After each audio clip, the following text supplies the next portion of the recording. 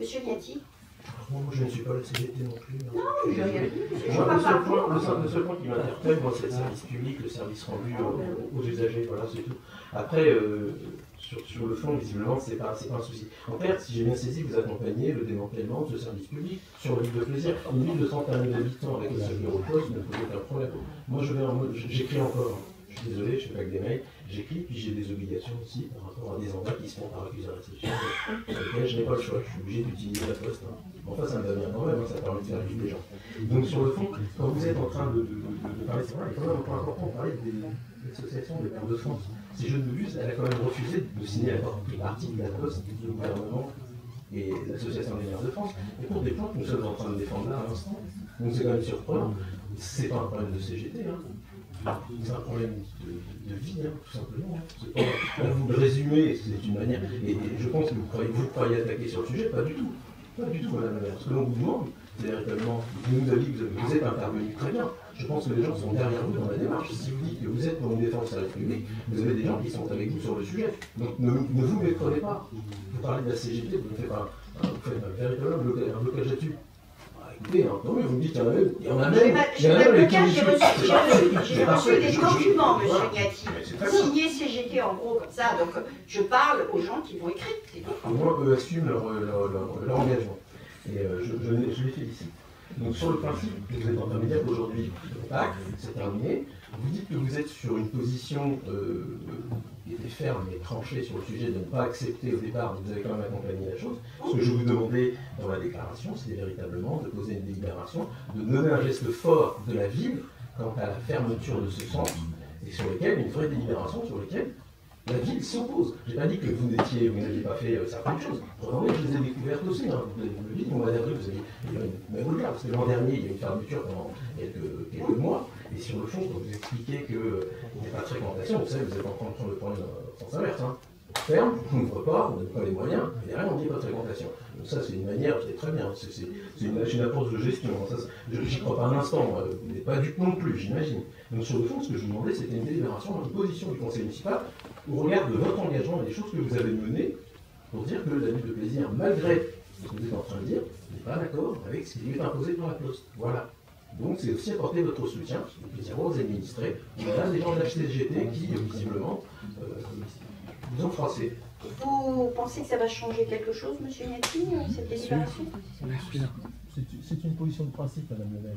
Changer quelque chose, vous savez, dans tous les cas, si vous ne faites rien, vous ne changerez rien, c'est vous qui me le dites à chaque fois. Oui, bien sûr. Non, mais d'ailleurs, effectivement, je ne change rien. Vous baissez les bras, ça me surprend quand même. Monsieur Niati, le fait de faire cette délibération, je veux dire, en soi, là, c'est une victoire pour vous, là, de proposer ça et qu'on le fasse?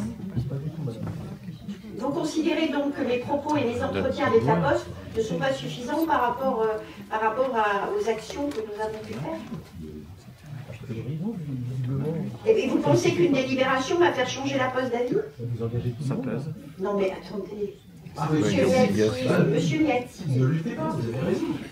Accompagnez-les, aidez-les. Ils sont en difficulté, je pense qu'on va faire une souscription peut-être aussi. Allons-y. Mais bien sûr, mais voyons. Non, Madame Germain. C'est impressionnant. Oui, merci Madame la maire. J'ai renforcé les propos de M. Niati. Nous sommes bien conscients que le service aux Plaisirois est une préoccupation très importante et qu'il n'est pas toujours facile de répondre à cela.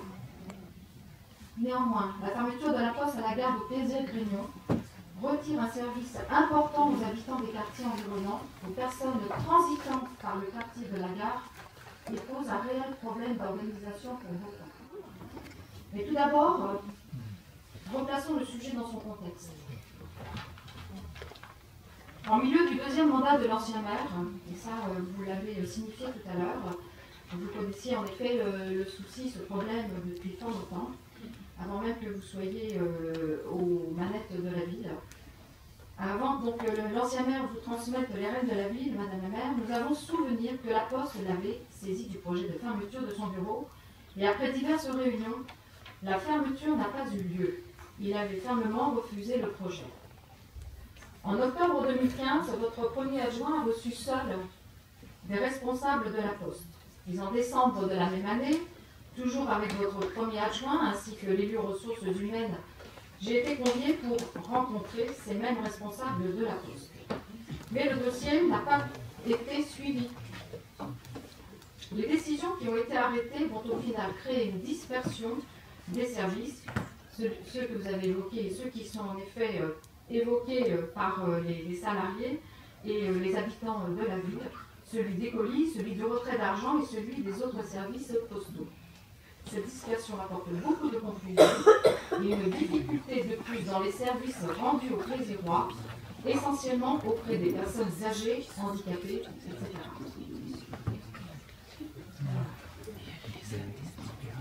Merci Madame Vernon de cette intervention. C'est votre avis sur les jeudis.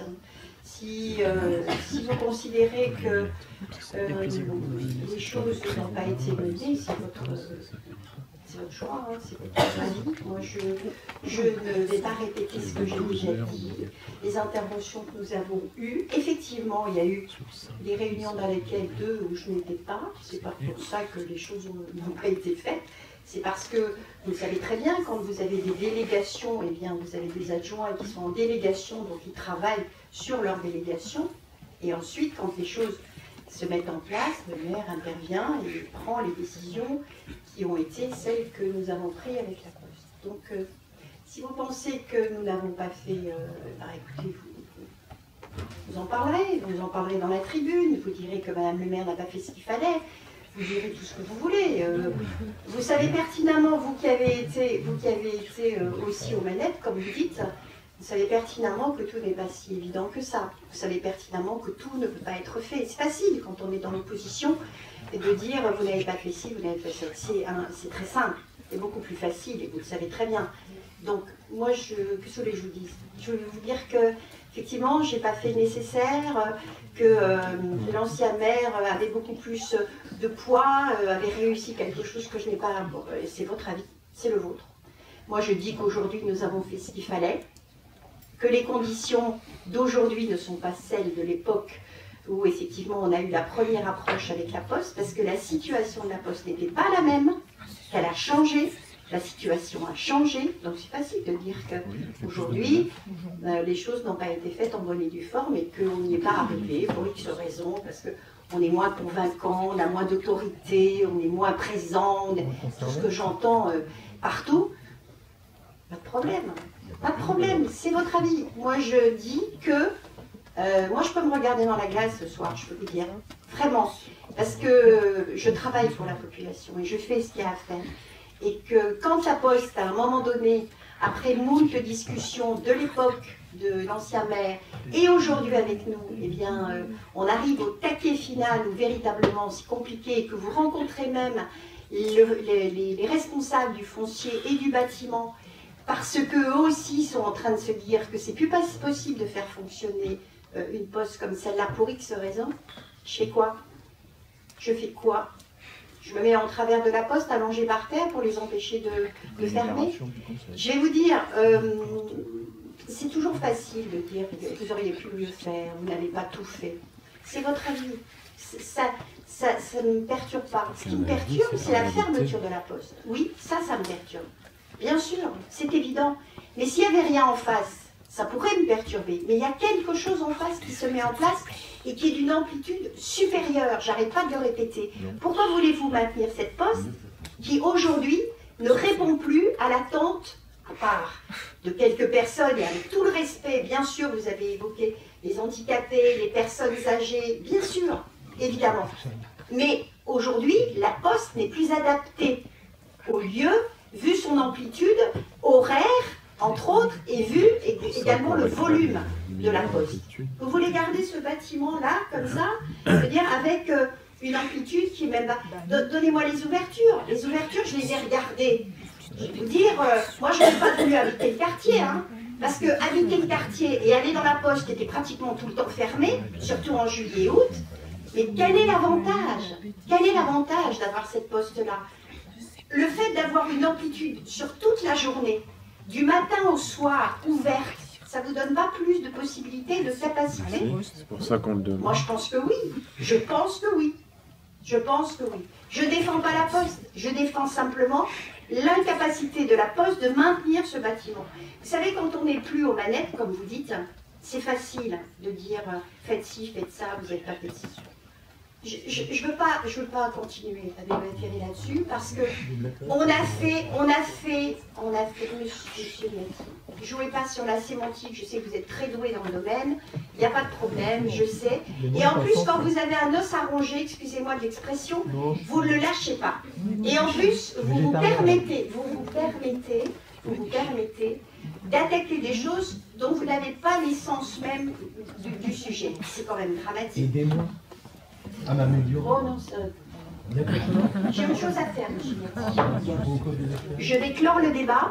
Je sais que des personnes qui sont dans la salle voulaient prendre la parole. On ne peut pas prendre la parole au sein du conseil municipal, mais je pourrais vous parler après le conseil municipal, une fois que je l'aurai clos.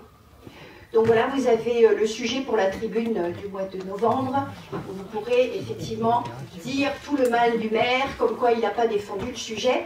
Mais vous qui êtes en connaissance des autres villes et qui êtes même au conseil communautaire, mesdames, renseignez-vous auprès de monsieur des autres maires pour voir comment ça s'est passé dans les autres mairies. Et vous verrez que malheureusement, eh bien, ça s'est passé comme ça aussi, et comme par hasard, eh bien, ça s'est bien passé.